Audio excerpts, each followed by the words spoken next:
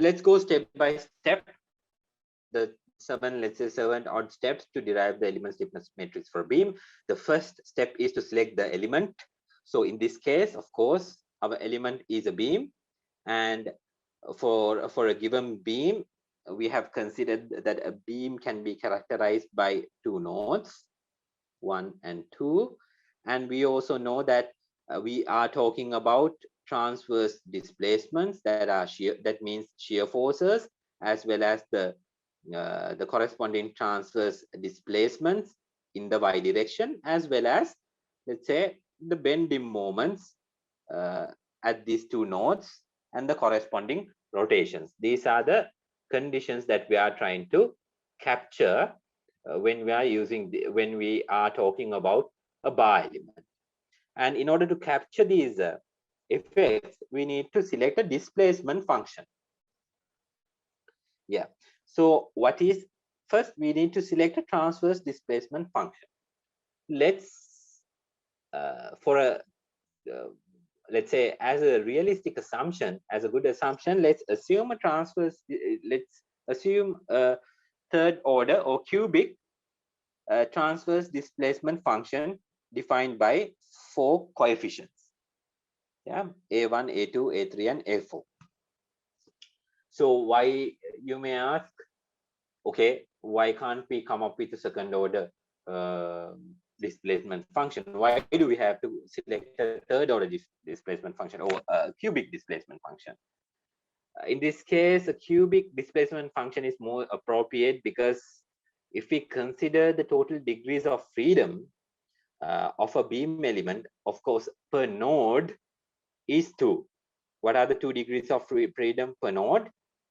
The transverse displacement in the y direction and the rotation around the node. So if we consider a single beam element, there are 4 degrees of freedom. So 4 degrees of freedom can be quite realistically captured using a cubic function. So this is more realistic to have a cubic function for a transverse displacement and a considerably small rotation around each node. So keeping that in mind, we can use the same procedure which we discussed in the previous chapters, and we can express this transverse displacement function using the nodal degrees of freedom. Yeah. So now we try to express this transverse displacement function, which we assumed by v hat x, using the nodal displacements. What are the nodal displacements? We know at node 1, there's a transverse displacement d1 y hat, and node 2, there's a transverse displacement d2 y hat, and there are 2 rotations at node 1 and node 2. Yeah. So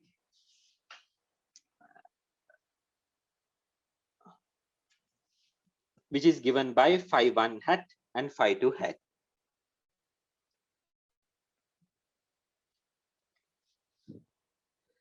So we can simply use these, let's say, nodal degrees of freedom and try to express the displacement function using the nodal degrees of freedom. So in this case, we know at node 1, let's say at 0 length, what would be the convenient way to say it?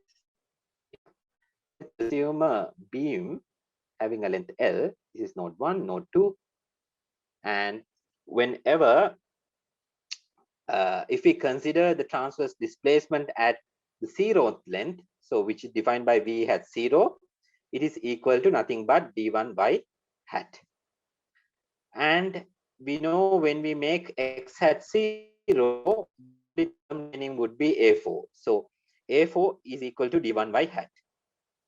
Similarly, we can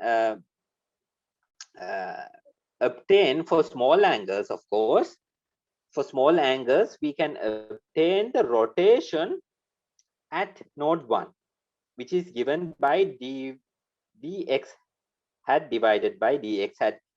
You already saw as to why we can use this function for small rotation angles, because for small rotation angles, the tan theta is approximately equal to theta. So using this concept, you can obtain for relatively small angles, the rotation is dv hat divided by d hat at zeroth length is given by x phi 1 hat. So this is the rotation taking place this direction at this node, which is nothing but a3, because all the remaining components would be 0 once you take the derivative of this equation number 2. Similarly, you can go to the other end, that is, you can go to node number 2, that is, apply the conditions, the nodal degrees of freedom at the L, let's say at a distance L. At a distance L, the transverse displacement would be d2y hat, which is the corresponding displacement due to transverse displacement due to shear force. And when you apply the length L value, you would end up in getting reducing this displacement function to this form, which I have drawn a square around here in this case. And similarly, the rotation at node number 2, by simply taking the derivative and substituting the length L, you would end up in getting this equation. Yeah. So this is the approximation I just mentioned for small angle contributions. So we have now obtained a displacement function using the nodal degrees of freedom of the bar. This is exactly what we want when we want to derive, when we want to relate the forces, let's say, or the physical boundary conditions to the nodal degrees of freedom. Yeah, so we have able to describe the displacement functions using the total degrees, considering all the nodal degrees of freedom, which we have used to describe the bar element. So in the next step, we do nothing new, but simply separate the variables or arrange the variables in the matrix form. On the left-hand side, we define the displacement function. And on the right-hand side, you define the displacement vector, the column vector, and which is related by the shape functions, or we call it the interpolation functions, which we used to, just as we used in the previous cases, that is when we analyze springs as well as trusses. So keeping this in mind, let's try to expand these. Let's try to arrange this fourth equation into, let's say, the matrix form shown in using equation number 5. So what is the displacement vector? We have two nodes, node 1 and node number 2. Each node has 2 degrees of freedom, the transverse displacement and the rotation. And again, at node number 2, the transverse displacement and the rotation. This is the displacement column matrix. And what is the shape functions?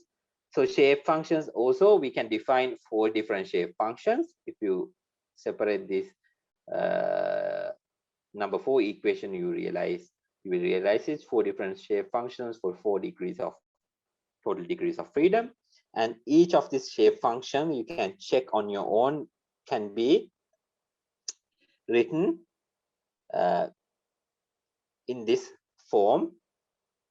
If you really solve this equation number 4 and rearrange it, you would be able to define 4 different shape or interpolation functions, which is given, which are defined as a function of x hat, that is the local coordinate system. So now we have defined a shape function using the nodal degrees of freedom, which is the second step. The next step is now to use the, let's say, stress strain relationships or strain displacements, as well as apply stress strain relationships to this problem.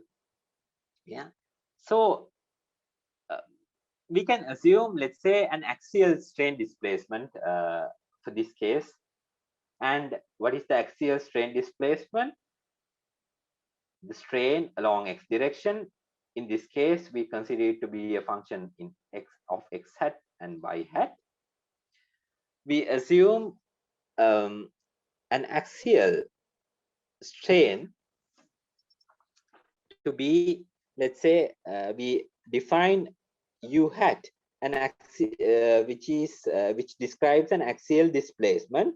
So the axial strain can be obtained by taking the derivative with respect to x hat. So it's kind of like the, let's say, the strain, isn't it? So the displacement divided by the kind of like the original length. So if we take the derivative along the axial displacement, you would end up in getting dx hat, du hat divided by dx hat for the strain in the axial displacement. So this is clear. So we have now many parameters coming into the equation, so we would like to keep everything simple. So let's try to write this axial displacement function using the already available, let's say, parameters that we have used, that is using the transverse displacement and of course the displacement or the distance y, that is this along the y direction, to describe the axial displacement. So you may ask as to how I got this equation here. For this, let's say, in this case, what you have assumed is at a distance y direction, yeah, the corresponding axial displacement would be, let's say, dx hat, and for we know at the particular location the rotation, for if we consider the small angle assumption, can be defined using dv hat, that is the transverse displacement, by dx hat. Since we already know this angle, since we already want to obtain a relationship for u hat, you can use the u hat, y hat, as well as the transverse displacement or the rotation to obtain these equations using simple geometrical relationships. Yeah, so this figure shows the beam element before the deformation. You can see the local coordinate systems, x hat and y hat. The corresponding displacements along the x hat and y hat directions are given by u hat and v hat. And simply, since you already derived at this defined the axial strain to be u hat measured in the x direction, now I replaced it using the axial displacement at v hat in y direction using v hat, because we are talking about transverse displacement in this context, in this equation, and we have already described this whatever the parameters using the transverse displacement. So we can explain the transverse the strain in the x direction now using the transverse displacement parameters as well as y hat sign. And let's say using elementary, let's say, beam theory, we can maybe you can recall that you are able to, so I will here again I will use these concepts which you learn from the structural mechanics in order to obtain the derivation. I will not go into details. So using the beam theory, you can get the two, let's say, relate the bending moment as well as the shear stresses to material properties of the beam, as well as the you can find a relationship for the bending moment with respect to the transverse displacements, and similarly uh, uh, similarly the shear force is the third derivative of the, it can be expressed using third derivative of the transverse displacement. So I will directly use this information to derive the element stiffness matrix for the spring, for the beam element in this case. So just try to recall, we can try to go through the references and you will find these relationships. This is nothing new for you all. Just to recap about, let's say, the sign convention which we applied for beam theory. So it is, consider a beam having a length L and the shear forces acting in the counterclockwise direction, of course, are considered to be shear forces acting in the positive y directions are considered to be positive, and the moments acting on the counterclockwise directions are to be positive. This is the sign convention. And of course, now you can simply use the equations, let's say, which you just derived for, let's say, in the previous section.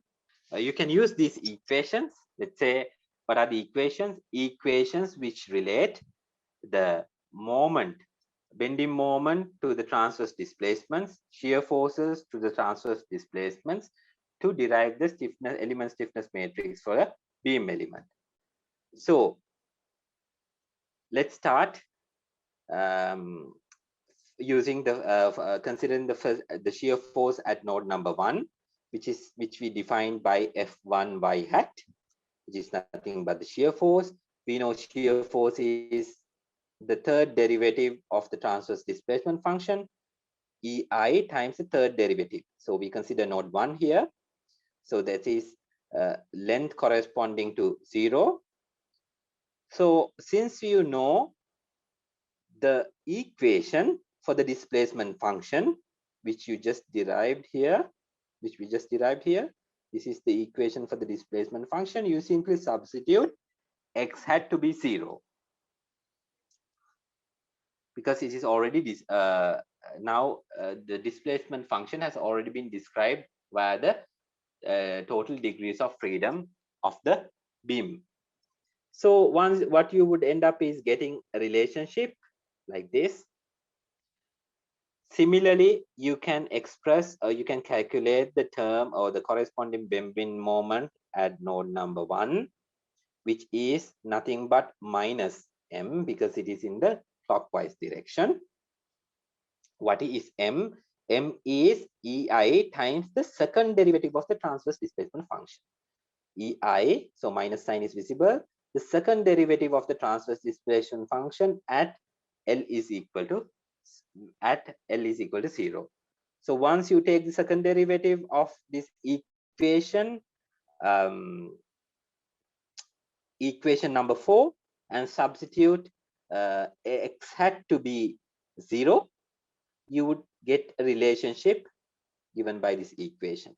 Similarly, you can find the corresponding shear forces as the bending moment acting at node number 2. So at node number 2, what is the shear force acting? It is according to the figure we have defined, according to the sign convention, it is minus v hat, because it is in the negative direction, and it is positive m because it is in the anti-clockwise direction. So this is why positive n and minus v. The only difference is in this case you have to consider at node number, since you are considering node number 2, the x hat corresponds to a length L, where you substitute the equation for the third derivative and the second derivative of the transverse displacement function to obtain F2 y hat and M2 values. Okay, now you have found the corresponding, let's say, for a particular beam element, you have now really found the element stiffness matrix. using these 4 equations, by simply separating the forces and the total nodal degrees of freedom, forces on the left hand side, the total nodal degrees of freedom on the right hand side, and what you would end up getting in the middle, it is a relationship which relates the total nodal degrees of freedom to the total nodal forces and of course moments via the element stiffness matrix for a beam element. Again, what we observe is we get a symmetric matrix. We see there are certain exponents. The length of the element also now has been included in the matrix, and the common factor is described by the modulus of elasticity of the beam, the moment of inertia around the z-axis in the perpendicular direction of the beam, and L is the length, initial length of the beam. So we have successfully derived an element stiffness matrix for a beam element, of course, by eliminating the axial effects, and this which is quite nice, which is a quite nice symmetric matrix. So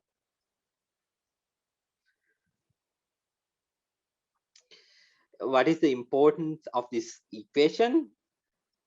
We can predict the bending, amount of bending which takes place at node number 1 and 2 using this equation. This is the importance of this equation.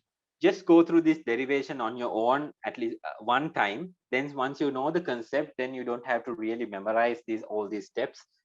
Why I wanted to show this up to now is that there's a physical foundation, there's a clear theory behind as to how this element stiffness matrix for a beam can be really derived. So it is just not dropping from the sky. There's a way, and there's an elegant way of obtaining this nice symmetric matrix for a beam element. So as you can see, it is kind of like the say, you can find an analogy between the spring element stiffness matrix, the stress element stiffness matrix, and the beam element stiffness matrix. It is the symmetric matrices, there are physical parameters coming into play based on based on the difference, let's say, material properties as well as geometrical properties of the element in concern. So having said that, we can further complicate this problem, so to say. I mean, we can also include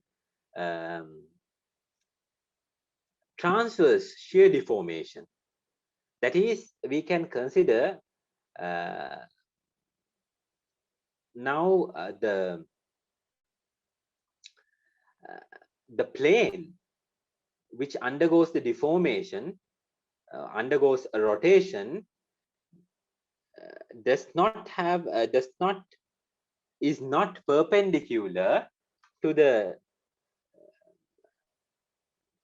natural axis, let's say original x-hat axis after the deformation. So in the previous case, I really highlighted that the plane, the axis, the angle between the axis, the natural axis of the beam and the corresponding plane has a perpendicular angle before and after the deformation. But in complex deformation cases, this was a simplification. The angle before the deformation and after the deformation of after the rotation of the plane may not have a 90-degree angle to the natural axis. Yeah. So this so let's say after the deformation, this angle may be let's say, I think this is best explained using this figure. The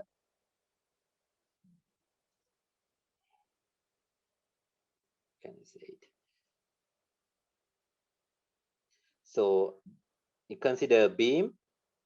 This is the plane that you are consider. This is the natural axis, and there's a 90-degree angle before the bending occurs, and we assume after the bending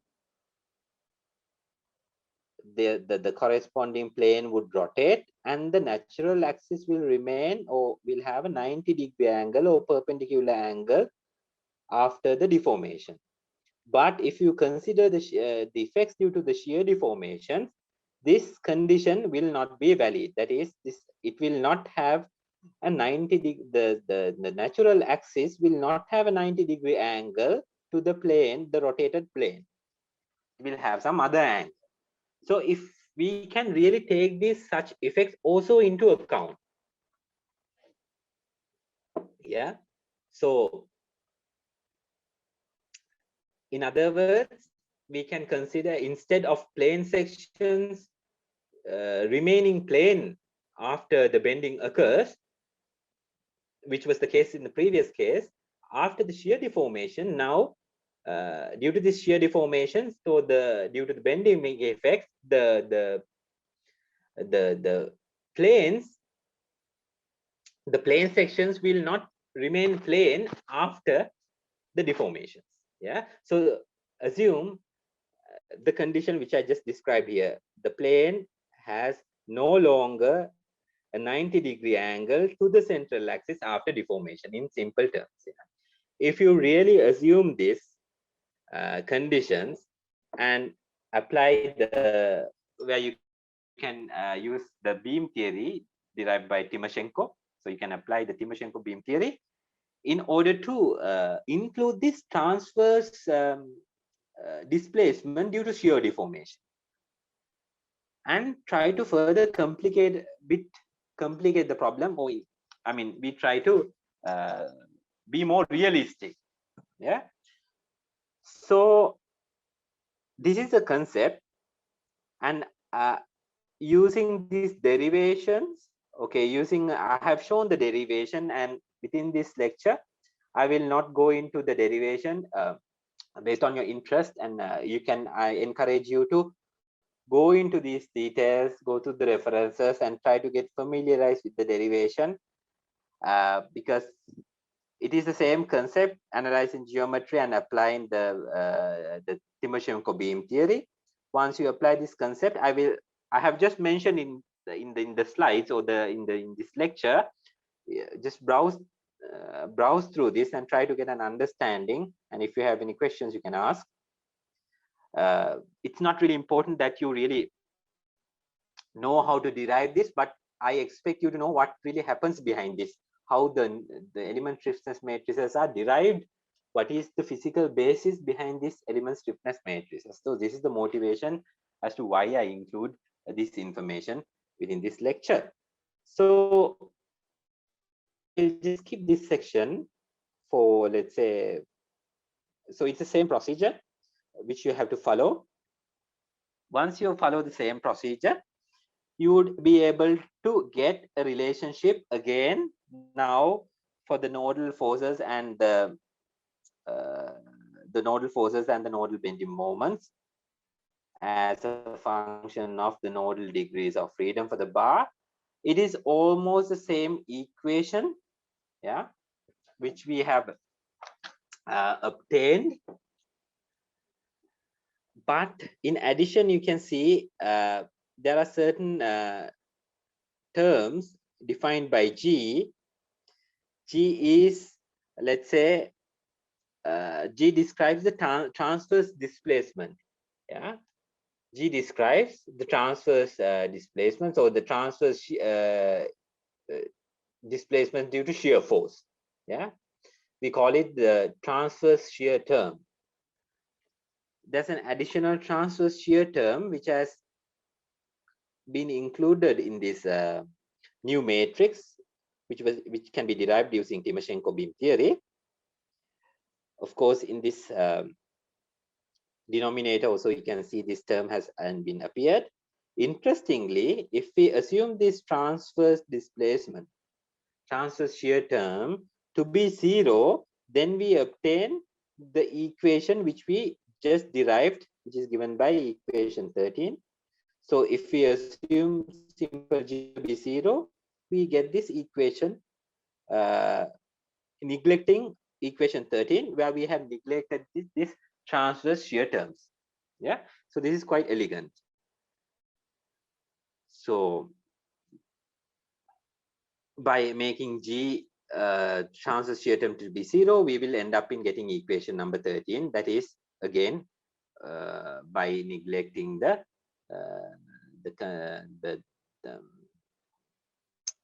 transverse shear terms, as I mentioned. So we come back to the original approximation.